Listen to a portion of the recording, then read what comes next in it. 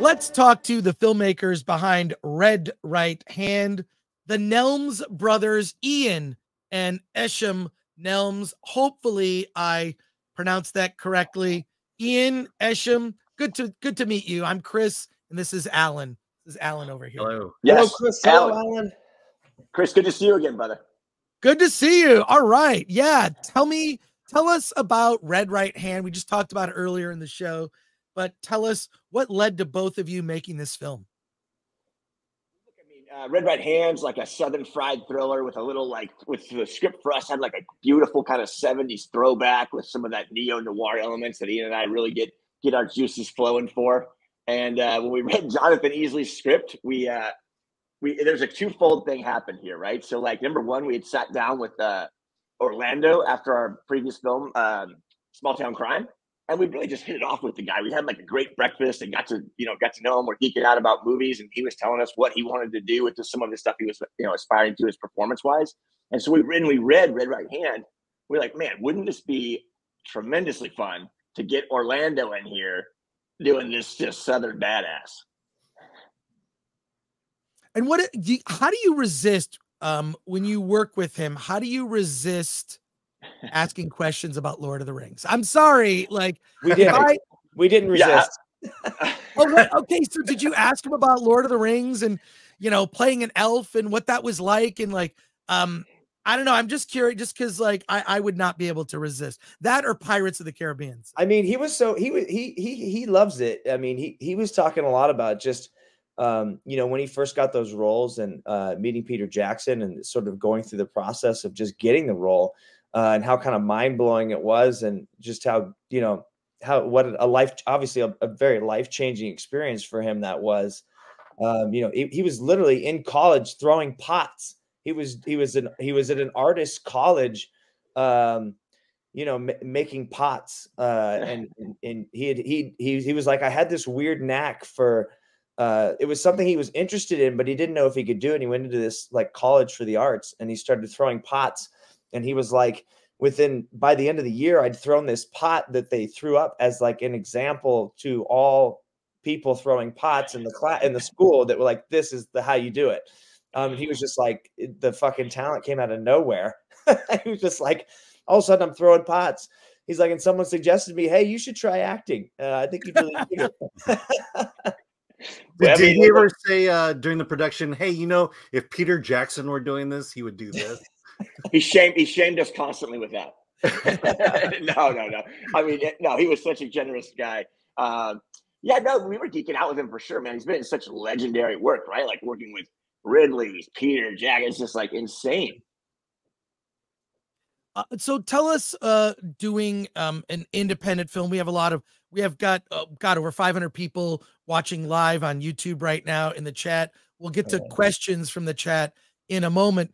Putting together the elements of an indie film these days, how difficult and what are the challenges in that? I think obviously you have an amazing cast, so the cast helps a lot, but what are some of the other challenges? I mean, with this one came to us funded with sort of like, okay, you're going to need to find the talent, obviously, to hit the funding button to trigger it all. But it came to us through Thunder Road, who, is pretty infamous for John Wick and Sicario.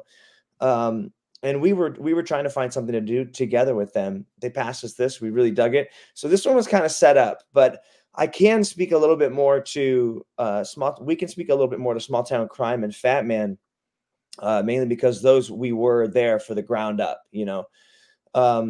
it's a difficult landscape, but I feel we felt like, every film we've done has been equally as difficult in some way, whether it was a $200,000 film or, Small Town was 1.9. Like when, and they're all difficult. I mean, you're trying to hit, you have a budget, you're trying to hit that budget. And of course, like the talent is heavily involved in that as far as like trying to, it's a seesaw battle of trying to hit your budget, I mean, I think what's also interesting is like there's these tax rebates that they get and incentives that they get now. And that number has shifted. I mean, it's in a bizarre way, right? Because before, when we were trying to do that sort of tax rebate thing, the number was like 5 to 8. Now the number's like 8 to 15. So you got like they're like making movies in the specific brackets because it maximizes these tax rebates. And I think on the other side of that, you know, like we shot Small Time Crime in Utah, and we shot Fat Man in Canada because, you know, of the dollar exchange, and on top of that, you get a tax incentive. So that can be really favorable if you can shoot up there. It was for Fat Man, but that's the thing. You're thrown all over the place in independent film as to where you want to shoot. Like if you wrote your film for New York City and you can get a better tax incentive in Alabama to actually shoot your movie, you're like, okay, how do I turn this New York City movie into an Alabama movie? How am I going to pull this off? You know, like things start changing and warping and distorting. And yeah, I don't know.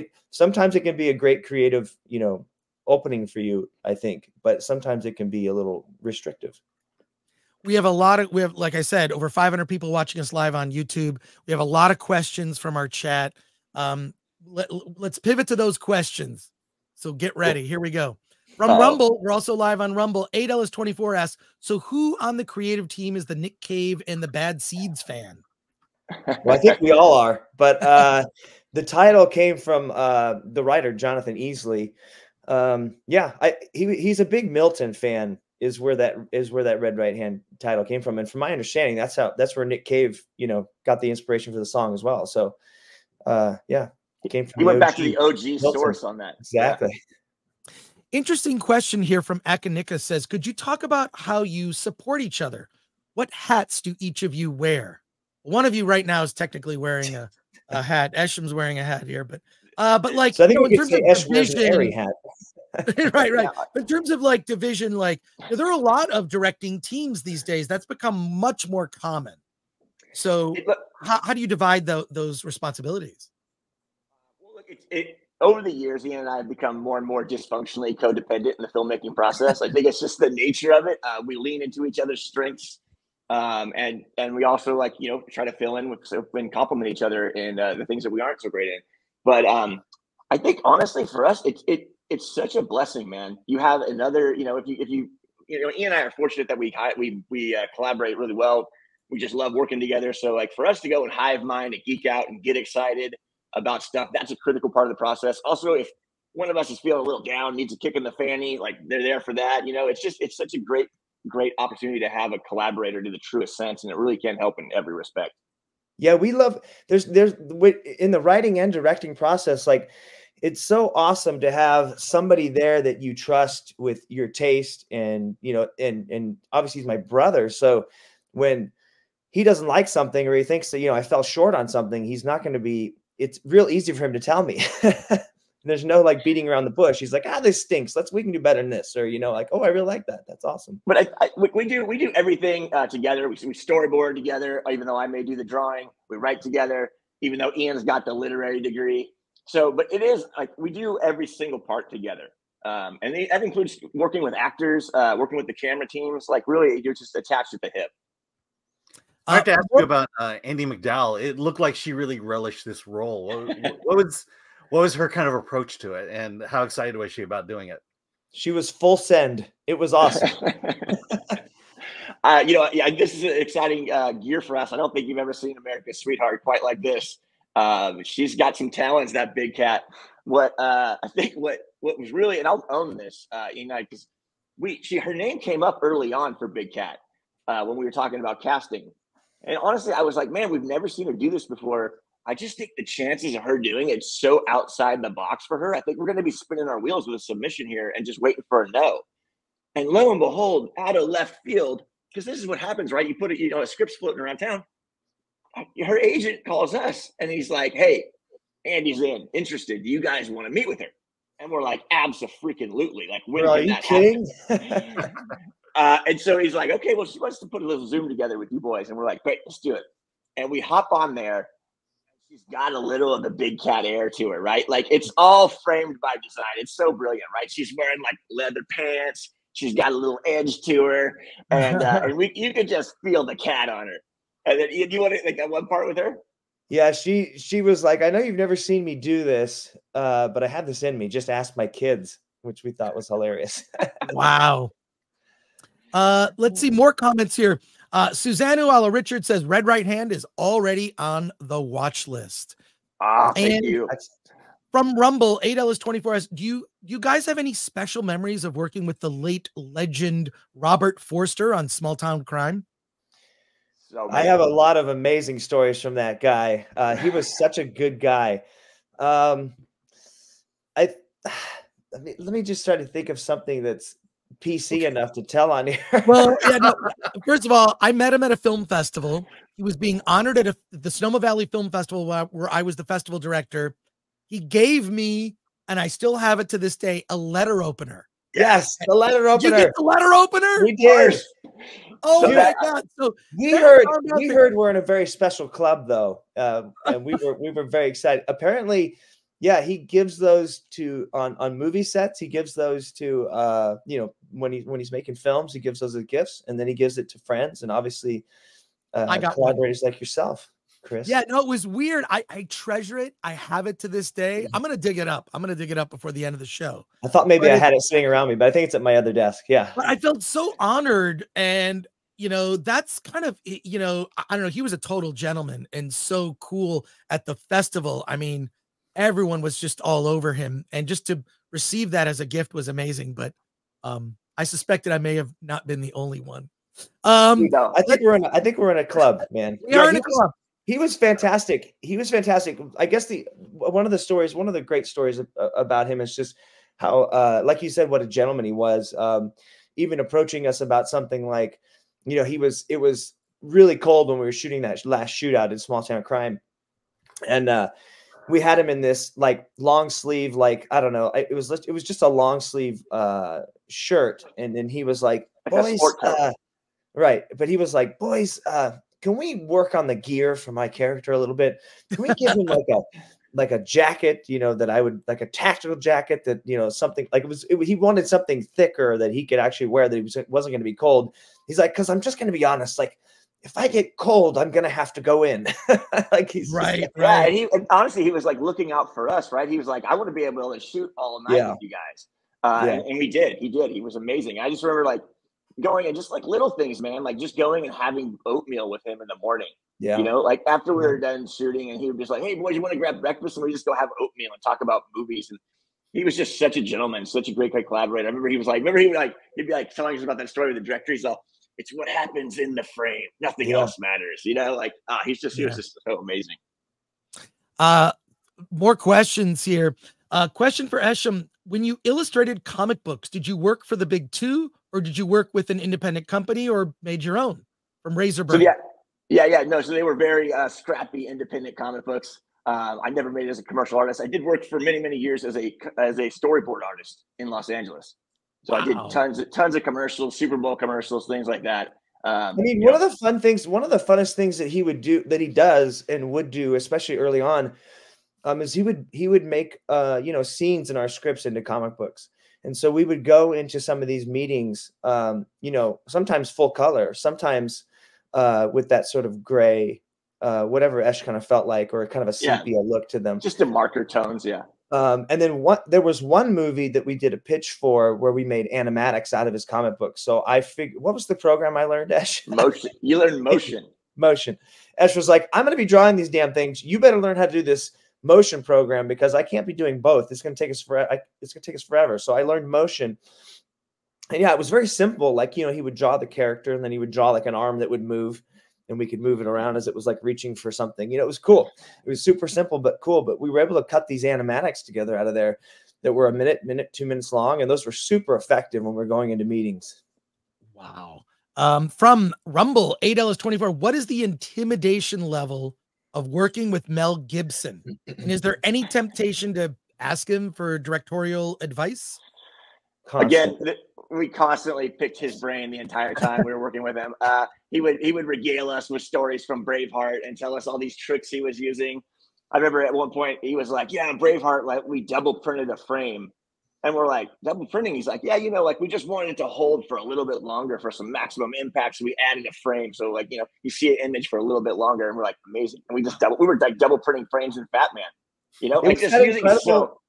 It was that incredibly effective moment where you remember where he rides through that door in the middle of that guy's dream, and then he pops through the door on the horse and hits him in the face with a mace. Do you remember that in Braveheart? Yeah, yeah. And so that's where the double printing is. He was talking about how they cut that scene together and it was really effective, but he was like, I wonder what would I think the editor was suggested to him, why don't we try a double frame here just to see what happens? And then he's like, it's crazy, but one extra frame just on that impact of that mace hitting the guy's face, he's like, made it just unbelievably like crack. He's like, when you put the sound effect over it, he was like, it was just unbelievably like gruesome.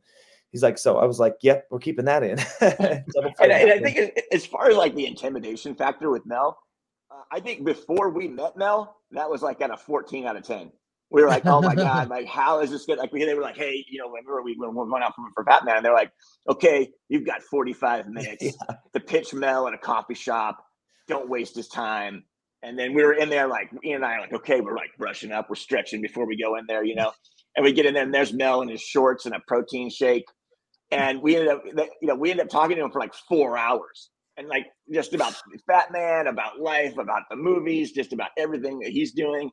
And honestly, we came out of there, we were like hugging him, and he's like, I can't wait to make this movie with you boys. And we were just like, this is the most incredible experience of our lives, right? And then cut to the so he's so like, look, like he's such a pro.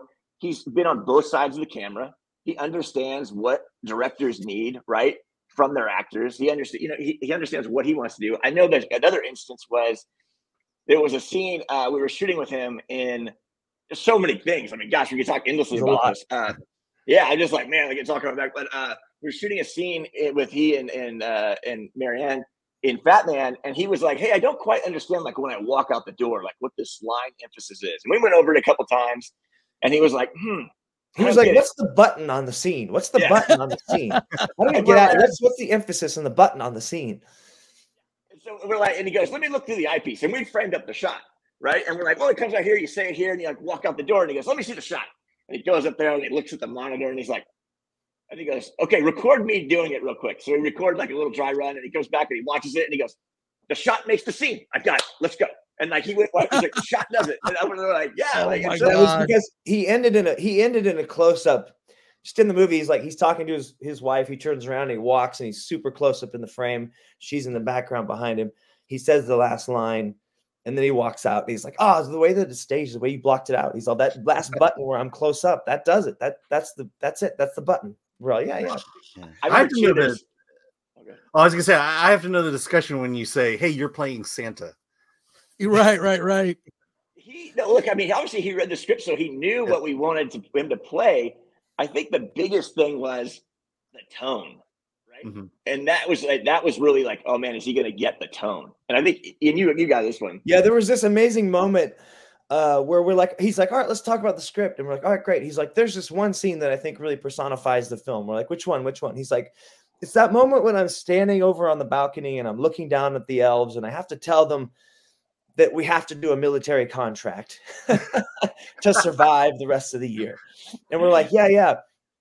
He's like, I love the scene. He's like, I just think when I'm delivering this monologue to these elves, he's like, I should be almost in tears, if not in tears. Like, it's that heartbreaking of a moment for me to tell these guys, like, hey, we got to work for the military for a few months. And we're like, yeah, exactly. He's like, I should be just that heartbroken. We're like, exactly. And he goes, and I think that's what's going to make it so funny. And we're like, yes, that's exactly it. Yeah. He just understood that like the stone cold sober approach to that character is what sells the movie. And I remember he was like, Chris is the most grounded character in the whole movie. Like Santa Claus is the most grounded character in the whole movie. We're like, yes. It's like, let's go. What did you guys think when that movie Violent Night came out? Kind of similar. It's different. Similar concept. I think imitation is the best form of flattery. Exactly. Right? Imitation is the best form of flattery. We took it like that because we were just like, I mean, look, would it have been great to make the movie for like a, 2 times the money at a studio? Yeah. But I mean, it came out like 2 years later. There's a lot of people saying that it was that we were a big influence on it. And that's fucking awesome. If we created some like sub genre of Santa Claus movies, like, let's go. It's fucking amazing. Just a few more questions here. The Nerd Far Away asks, Hail, Eshom, and Ian, what unique names? Do you have to keep family stuff separate from your work? And is that hard to do? Or do you just embrace it and go with working as family? Yeah, working as family. Unfortunately, like, I think we've got a pretty good, knock on wood. The family stuff's been great. I really enjoy it. Ian's wife is obviously like also really involved in a lot of our work in a producerial capacity and an acting capacity. So yeah, it's my partner. She helps us a lot on everything as well. She's a publicist. So for us, man, it's all intermingled, and that's really what makes it fun, is that it's such a collaborative endeavor with our family and loved ones. And we're all in it together, and we're all going to bend over backwards to make the best things we can. Yeah, when we can, we also bring in Mother Nelms to she's an incredible cook, and she's actually been like the lone star cook on a couple of our films where she's been feeding like 30 people 3 meals a day. And she's just an absolute tenacious animal, and she can handle something like that. First of all, is really impressive, but she really loves it. She loves, obviously working with us and working around everybody and being around it, and it's fun. So yeah, we love the family part of it. And last it'll all question, fall apart, and you'll make a great movie about it. So. Exactly. And last question from Solomon Thornton asks, greetings, Sir Ian and Sir Eshom. Looking forward to seeing your film. Any advice for beginning filmmakers? Yes, I would do. Our main thing is like keep making things. Like our first feature film was $1,500, and it got into a few film festivals, and that really started us off. Then the second film was $5,000. Full feature films that got into and won all those film festivals that we got into before. So those are definitely attainable benchmarks, and from that $5,000 film, we got all of our representation and sort of got started in the business. That really is what kicked us off, and then our third film was a $200,000 film. So you can sort of see a ladder of progression. And in the third film, we finally got some names and faces you would recognize, people that we still work with today, like Jeremy Ratchford, James Lafferty. Yeah, it was a game of inches at first, and then all of a sudden those inches start adding up to feet, and you're making bigger films. Yeah. And one final thing, I just want to see if you guys recognize this. Yes, there it is the Robert Forster letter opener that I have had for more than 20 years. He gave it to me when I was at the Sonoma Valley Film Festival. I think it was 2002. I prize this. I love it. I'm going to do a little Dune thing right now. But yeah, no, I love this letter opener. It's very heavy, actually. And so you have one. It gets that letter open. I'll tell you right now, Chris, when we were making the movie Small Town Crime, Clifton Collins Jr. came up to us because he'd done a movie with Robert before, and we were talking about, because he was like, I get to do this scene with Robert? Fuck yes. I fucking love Robert. I did this other movie with him. I fucking love this man. And then that was before Robert got to set. Robert gets to set. We're fucking doing all this. We're doing all these scenes. And then Cliff is like talking to us at lunch or something one day. And he was like, it's just fucking amazing, guys. And look, you're going to get to be in the club. You're going to get the letter opener. And we're all, what? He's all, he gives all the people in every project he does gets a letter opener. And I'm telling you right now, it's like a fucking badge of honor. We're like, amazing. And then we got it at the end of the set. He gave it to us at the end of when he left. He's like, I give these out to my people, and you guys are my people. And he gives us this thing, and we're just like, open it up. It's like, it's a fucking letter opener. Amazing. Yeah, it's the same. It's the same exact style, and I don't know how many of those things he has in a warehouse. He must have bought them in bulk. But I feel honored because we have them, and I'm gonna guess that Quentin Tarantino has one also. Oh, I guarantee it. Absolutely. Yeah. Oh my God. Well, look, congratulations on the film. Alan reviewed it earlier, recommended it. I know that our audience likes to seek out indie movies. congratulations again. You both have to please come back on your next movie. I assume you're working on something new. Absolutely. Oh, yeah. Absolutely. Okay, good. Got something cooking right now. All right, you can't talk about it. Typical. No, we can give a little bit on it. Ian, you want to?